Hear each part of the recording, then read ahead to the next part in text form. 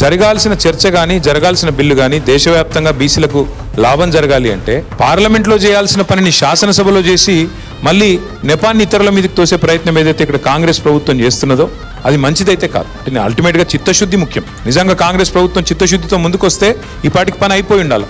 కానీ ఒకటే పార్టీ 5 గొంతులతో మాట్లాడుతుంది. ఒకరోజు ఏమంటది, మేము రాజ్యాంగ సవరణ ద్వారా సాధిస్తామని వాళ్ళే మాట్లాడతారు. ఇంకో రోజు పార్టీ పరంగా రిజర్వేషన్లు ఇస్తామని వాళ్ళే చెప్తారు. ఇంకొక రోజు ఆర్డినెన్స్ చేసిన అయిపోయిందని ఇంకో రోజు వాళ్ళే చెప్తారు. 4వ రోజు రాహుల్ గాంధీ ప్రధానమంత్రి అయితేనే ఇది అయితే తప్ప లేకపోతే కాదని వాళ్ళే మాట్లాడతారు. మరి రాహుల్ గాంధీ ప్రధానమంత్రి కాకముందే వచ్చి జీవో ఎవడిమనండి నిన్ను?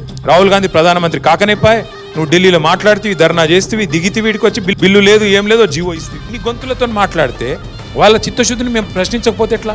ఇన్ని గొంతులతో మాట్లాడేది వాళ్ళే, ఇప్పుడేదో మమ్మల్ని మళ్ళీ తెల్లారలేస్తే నిందించేది వాళ్ళే. మొన్న పొన్నం ప్రభాకర్ గారు, శ్రీహరి గారు ఇద్దరు బీఆర్ఎస్ బీజేపీ అడ్డం పడ్డదంటాడు. మేము ఎక్కడ అడ్డం పడ్డామండి? కమలాకర్ గారు మద్దతు ఇవ్వలేదా? శ్రీనివాస్ యాదవ్ గారు మాట్లాడి మద్దతు ఇవ్వలేదా? పార్టీగా మేము ఓటు వేయలేదా? ఇష్టం వచ్చినట్టు నిందలేసి వాళ్ళు చేసేది వాళ్ళకి చిత్తశుద్ధి లేనిది వాళ్ళకి. ఉల్టా పార్లమెంట్లో జరగాల్సిన పని ఇక్కడ చేసి ఇలా నిందించే ప్రయత్నం చేస్తే మేము మా నాయకుడు ఆవేదనగా మాట్లాడారు తప్ప ఇంకోటి కాదు. నారగోని గారు కానీ, శ్రీనివాస్ గౌడ్ గారు కానీ, కృష్ణయ్య గారు కానీ, మీతో ఒకటే రిక్వెస్ట్, మీరు మంచి ప్రయత్నం చేస్తున్నారు, సంతోషం. మీ ప్రయత్నాలు ఫలించాలనే మేమందరం బ్రహ్మాండం కోరుకుంటా ఉన్నాం. మాకు ఎవరికి కూడా రెండో అభిప్రాయం లేదు.